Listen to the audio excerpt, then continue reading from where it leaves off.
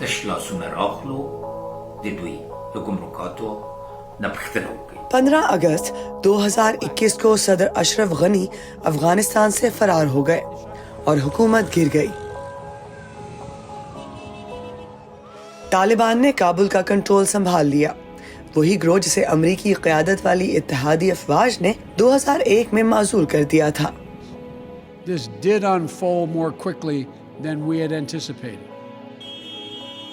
ملک سے فرار ہونے کے لیے بے قرار ہزاروں افغان باشندے ہوائی اڈے کی طرف بھاگے اور ان کے ملک سے نکلنے کی اس کوشش میں وہاں افراتفری پھیل گئی. 17 اگست کو نئے طالبان رہنماؤں نے اپنا ایک ایسا امیج پیش کرنے کی کوشش کی جو ان کے 1996 سے 2001 تک کے دور اقتدار سے مختلف تھا.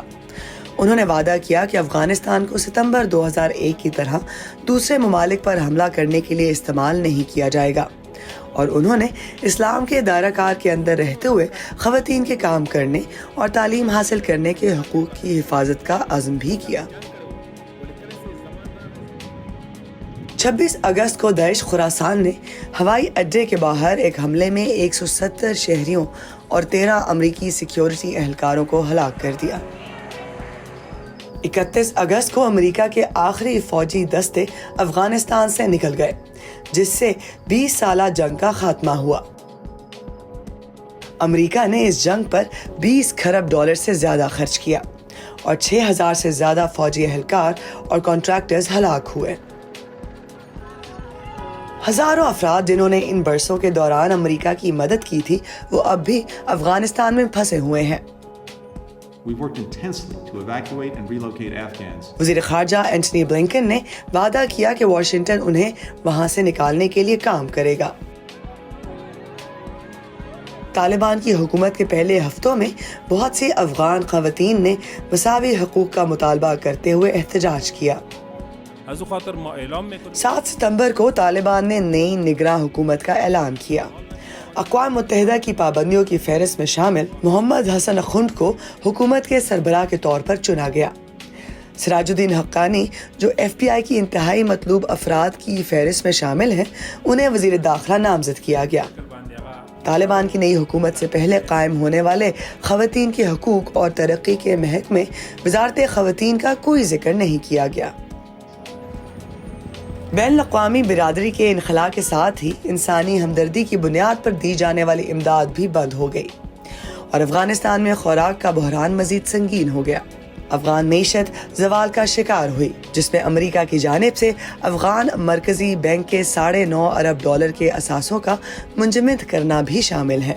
Si on veut que l'Afghanistan ne soit pas un centre de terrorisme. 13 ستمبر کو اقوام متحدہ کے سیکرٹری جنرل انٹونیو گٹیرس نے کہا کہ افغانستان میں غربت اور بھوک قابو سے باہر ہو رہی ہے اور انہوں نے دنیا سے مدد کی اپیل کی. 24 ستمبر کو امریکہ نے طالبان کے ساتھ محدود روابط قائم کرنے کی اجازت دیتے ہوئے افغانستان امداد بھیجنے کی راہ ہموار کی.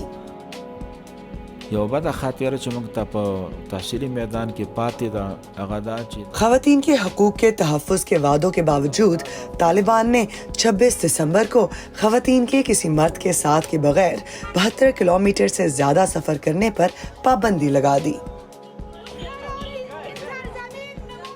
23 مارچ 2022 کو طالبان نے کہا کہ لڑکیوں کے ہائی اسکول اس وقت تک بند رہیں گے جب تک کہ وہ اسلامی قانون کے مطابق نہیں کھولے جاتے.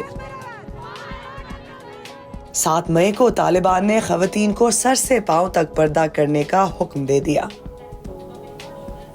19 مئی کو طالبان نے ٹی وی پر خواتین پریزنٹرز کو اپنے چہرے ڈھانپنے کا حکم بھی دیا. 22 جون کو ملک کے جنوب مشرق میں ایک بڑے زلزلے سے 1000 سے زیادہ افراد ہلاک ہوئے.